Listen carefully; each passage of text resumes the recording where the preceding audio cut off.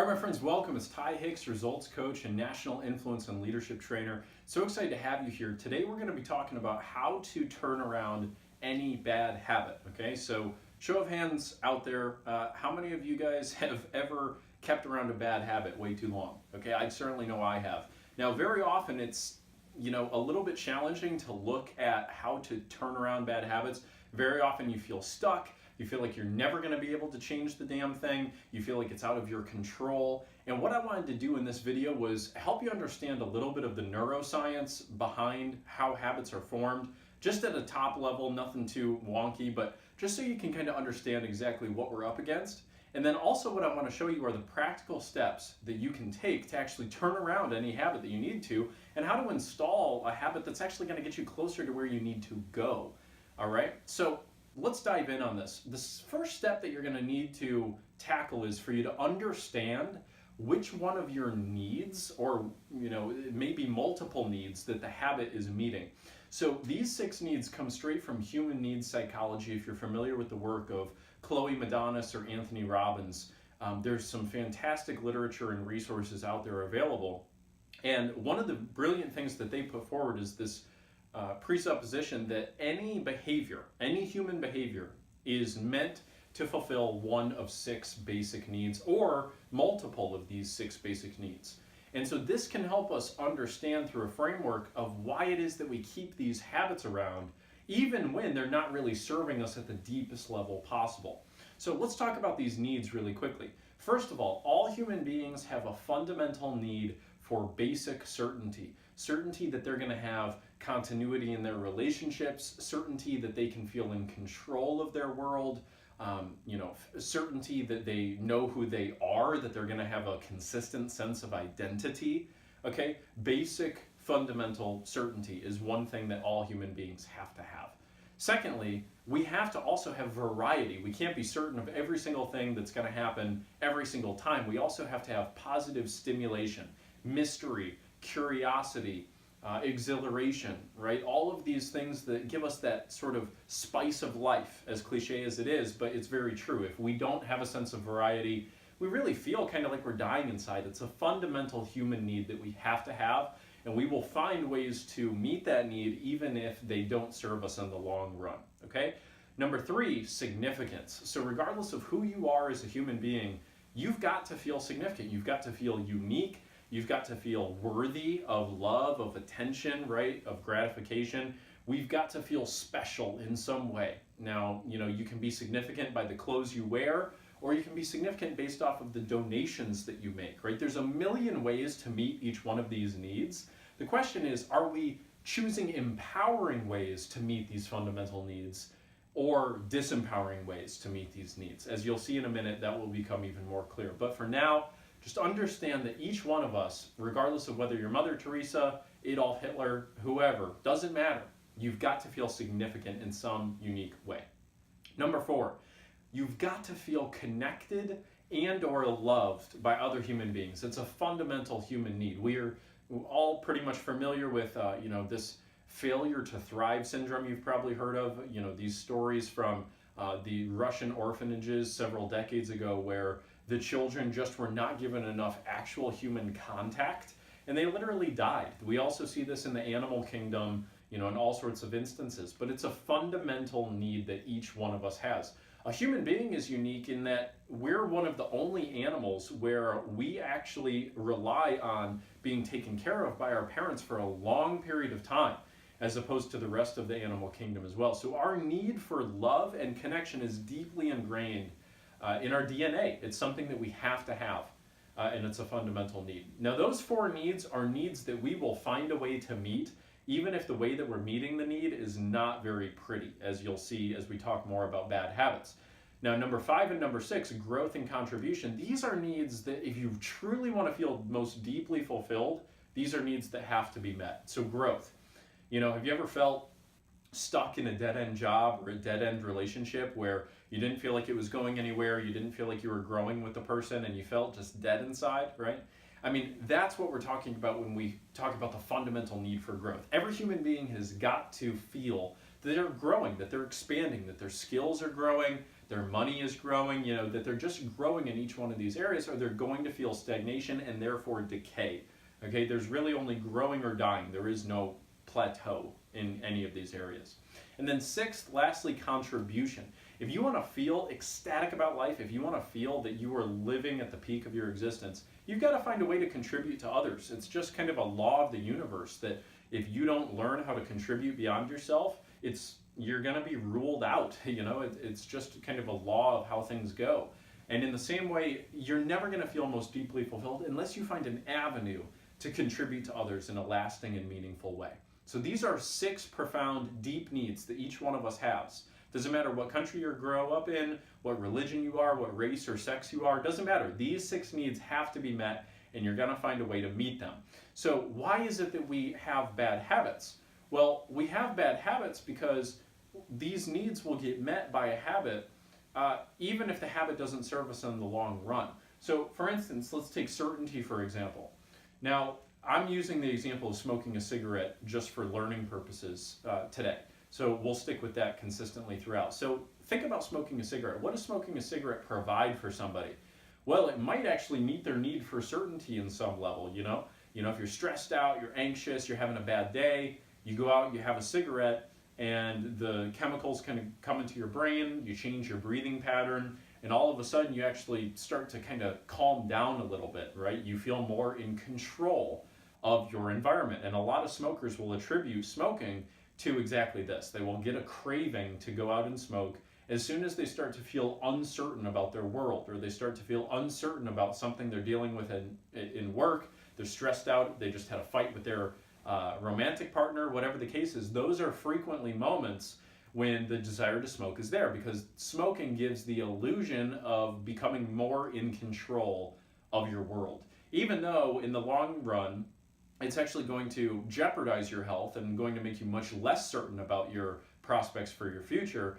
That's one of the ways in which people meet that need for certainty is through smoking, okay? Now, smoking could also meet the need for variety, right? I mean, if this could be the case for any drug, alcohol, could also be the case for, sex, gambling, any sort of thing that might be destructive to you depending on how you're approaching it.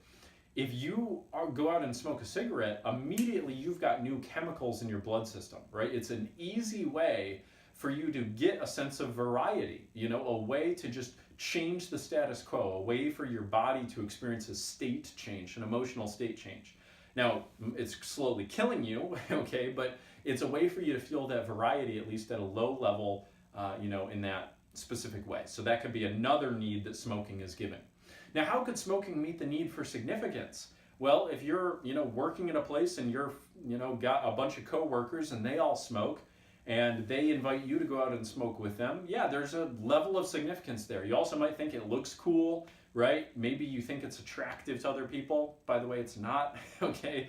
But you might get a sense of significance from it. You might think you look a certain way or that you have an identity as a smoker. That could be something that you derive significance from. It's a very real thing, okay? Now, connection and love. How the hell could you get connection and or love from smoking? Well, I just described to you how, if your coworkers are all inviting you to go out for a smoke, you literally are meeting your need for connection with other human beings through the vehicle of smoking cigarettes. Okay? Now, another low-level way that you might be meeting this need is, let's say you're feeling depressed or out of control or anxious or some sort of unresourceful emotion like that. Well, a lot of people want to smoke a cigarette in those states.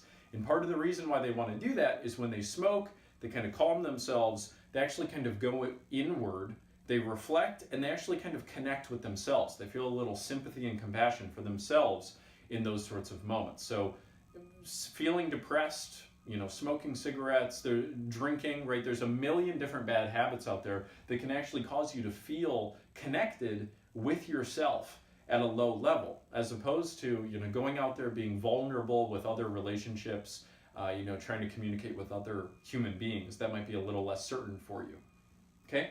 Now, growth and contribution, I'm a little hard pressed to think about how smoking could actually make you feel like you're growing. It probably wouldn't. Or contribution. I don't exactly know how that would happen, okay? But here's the thing that I want you to get. If you have a habit that is meeting 3 or more of these needs, that becomes an addiction.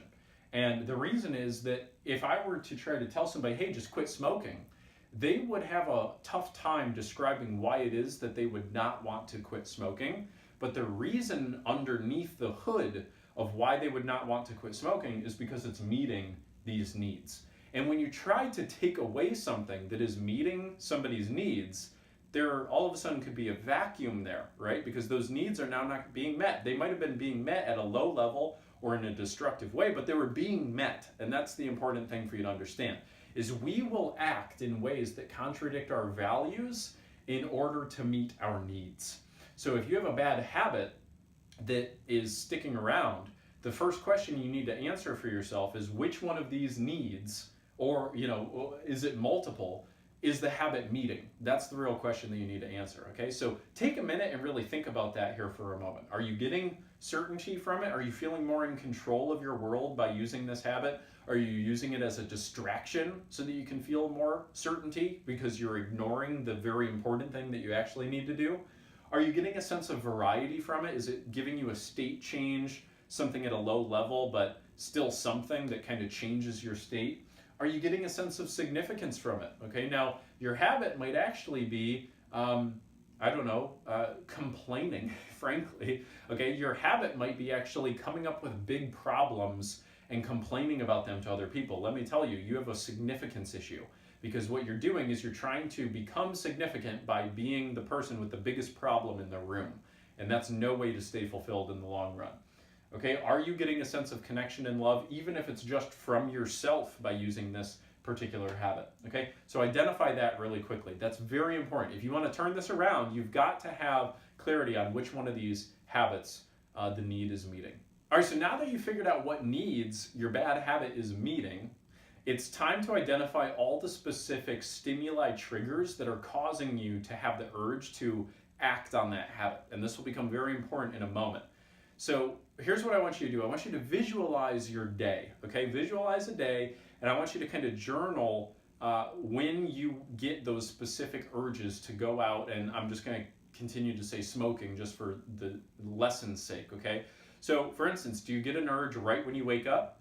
Is it right after you have your morning breakfast and your morning coffee? Is it on your way to work? Is it after your first meeting of the day? Is it right around lunchtime, right? When are those specific triggers that you get? And not just time of day. That's an important thing. I want you to figure out what times of day are triggering that. But I want you to now think about what are the things that trigger that at those times of day. So do you have your coworkers come by and invite you out for a smoke? Is that one of the things that happens, for example? Do you have a habit of going into your email, clearing your inbox, and then going out and having a cigarette, right? What is the sort of habitual sequence that happens in each instance that causes you to smoke? Now that's going to be a very important thing for you to understand in a second, because once you've detailed what each one of the stimuli and response combinations is throughout a given day, and if you're unsure what they are, here's what you need to do. What you need to do is you need to go through a day and journal this. So I'm not even saying that you have to quit smoking on the first day, but just journal what's causing you to have those urges. And that's going to be very important, because bringing an extra layer of awareness to your behavior is going to be the necessary prerequisite to actually changing the behavior. Because what's happening is you're just kind of reacting to your urges, your impulses, right? You get the impulse, you act on it, and that's what's happening. So if we can start to bring an extra layer of awareness to the urge so you can anticipate when it's going to happen, and if we can set up an intentional plan to deal with that urge before it actually emerges, then we're actually going to set you up for much greater chances of success in the long run. Okay? Does that kind of make sense? Let me make this more concrete to you as well. Let's say that the habit you're trying to kick is eating junk food. Well, you might actually be interested to learn that there was a study done where people were trying to adhere to new dietary standards, and what they were instructed to do was to take photos of their food right before they ate it. And the people who took photos of their food right before they ate it were significantly more likely to actually stay on the diet than people who had just set up the dietary guidelines and essentially went after it in their best way possible. And the reason is, when you take a photo of the food, you now have to have that split second of extra awareness of what it is you're about to put in your body. You have to think about it for a minute. And that becomes challenging for you to, just put things down your gullet when all of a sudden you actually have to stop and think about it for a minute.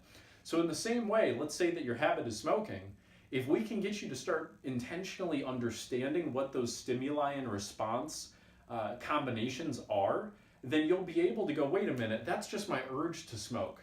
And I'm going to say no this time. And you're going to have a greater level of control about it. So we've got to bring an extra layer of awareness to this. So identify all of your habit triggers. This is very fundamental. Now this is going to lead us right into step number 3. Now you've identified each one of the triggers.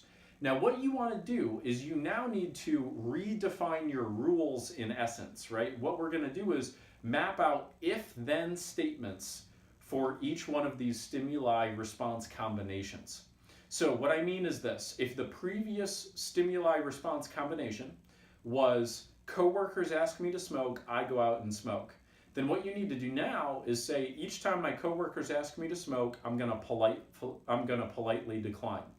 Or you, even better yet, could say, I'm gonna go talk to my coworkers and I'm gonna ask them to not invite me to go out and smoke. That might be the better thing for you to do. Or let's give another example. Let's say that right in the morning you used to smoke a cigarette. You'd wake up, you'd get up, and you'd smoke a cigarette. Well, now you could say, the previous if-then statement was, if I wake up, then smoke cigarette. Now you could write out a new rule, and that could be, if I wake up, then drink a glass of water. So if you replaced every cigarette that you smoked with drinking a glass of water, do you think that could positively affect your health? I think so, right? So the whole point here is to get an intentionally designed plan of how you're actually going to react to these urges when they come up, and when you're going to react to the environmental stimuli when you're around them, so that you can have an intentionally designed plan mapped out in your head that's ready, so that your brain can act on that new cue that you've given it once the time actually comes. So do this for every single stimuli and response pattern that you identified. Now create a new if-then statement. It's going to be important, all right? Now, you identified already what needs this limiting habit is meeting. So now what you need to do is you need to find a new habit that's going to meet the needs. Because what most people fail to realize is that you can't quit the habit without finding a new way to meet the needs. It's really that your needs have to be met. It's not that you have a habit of smoking. It's not that smoking itself is something that's so important to you. It's that smoking meets your needs in a couple of discrete areas, and you need to find a better way to get those needs met. That's what's important, okay? So let's say that you were getting connection from smoking, you were getting certainty from smoking, and you were getting variety from smoking. Well, now as you're mapping out your if-then statements, you might start to think about how you can meet those needs in a new and empowering way.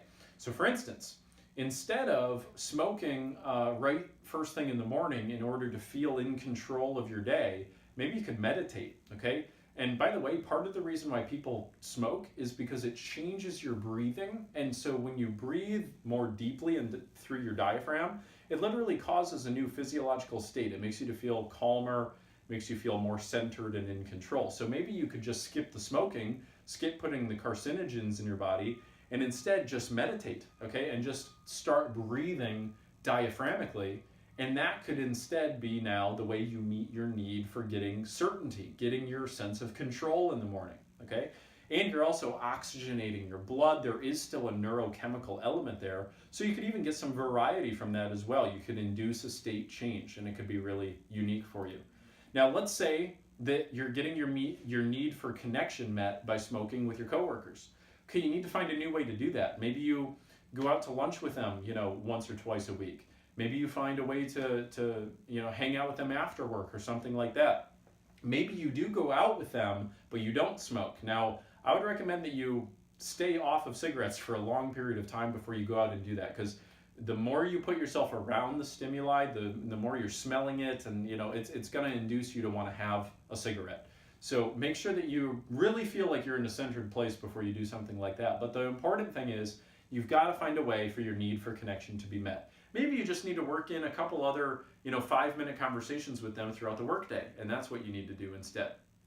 So another need that you might have being met by smoking would be significance, for example. So what's another way that you can feel significant? Hopefully you can find another way to feel cool and to, be seen favorably in the eyes of others than just smoking cigarettes. Okay, I'm pretty sure you'll be able to find one. All right, so make sure that you do this though, because it's very important. If you've not identified a new way to meet those needs, you're gonna fall back into the old habit. This is why people who quit things cold turkey very rarely actually are successful, because they're not understanding they have to find a new way to get the need met. So make sure that you do that. All right, now this is very important. You need to have a visible victory sheet. Now, I actually had a nicotine addiction a couple of years ago. I wasn't smoking cigarettes, but I was really hooked on electric cigarettes since I was 16 years old. Okay, so for many, many years, I had a bad nicotine addiction. I mean, I had them at the highest level of nicotine, and I got to the point where that thing never left my hand. Okay, I would rather leave my cell phone somewhere than leave my e-cigarette somewhere, because I needed to constantly be fueling my brain with nicotine. It was a serious problem. If I didn't have nicotine within the first hour of waking up, splitting migraine, very bad situation, okay? Big chemical dependency. So I decided I was done with it, and I decided to quit cold turkey, and I knew it was gonna be painful, but I just had one day where I just got fed up with it, and I was like, I'm not gonna be defined by this chemical. I'm not gonna have this limit my life choices. I'm not gonna have this happen. I'm done with it. And so I cut it off, and I didn't smoke another one ever since. And part of the big reason why I was successful in doing this is that I maintained a visible victory sheet.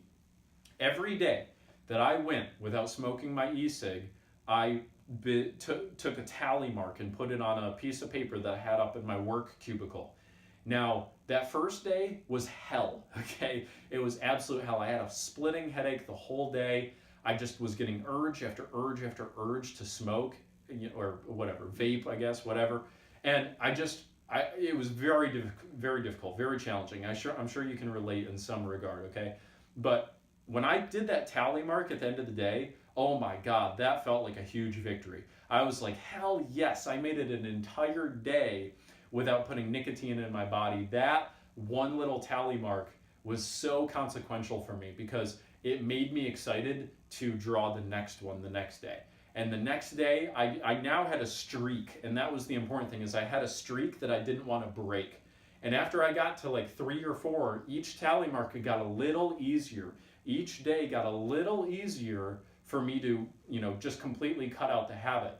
And other people at my work were saying, what is that thing that you're doing? And I would tell them, well, I just quit vaping, and I'm marking all the days that I go without doing it. And they would go, oh, hey, good for you. So I got positive recognition. I got my need for significance met, my need for connection met, and this helped me meet my meet my need for certainty as well, because it was giving me structure. It was giving me something that I kind of had as a foundation, It was giving me something to look forward to for the next day. And so that was a hugely powerful exercise for me. I'm very confident if I had not done the tally sheet, I probably would have gone right back into the old habit. So do this, because once you get a streak, you're not gonna wanna break it.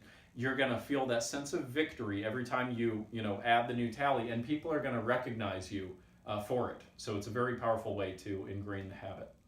All right, now I'm actually going to encourage you to reward yourself for ingraining a new habit. So let's say you want to exercise more frequently, or if you want to quit cigarettes, then I recommend that you figure out something that would be a nice reward for you, that's not going to be too dangerous, that's not going to, cause you to go off the rails, but that's going to just give you that little bit of extra dopamine that's going to reinforce neurochemically the idea that you need to continue this habit.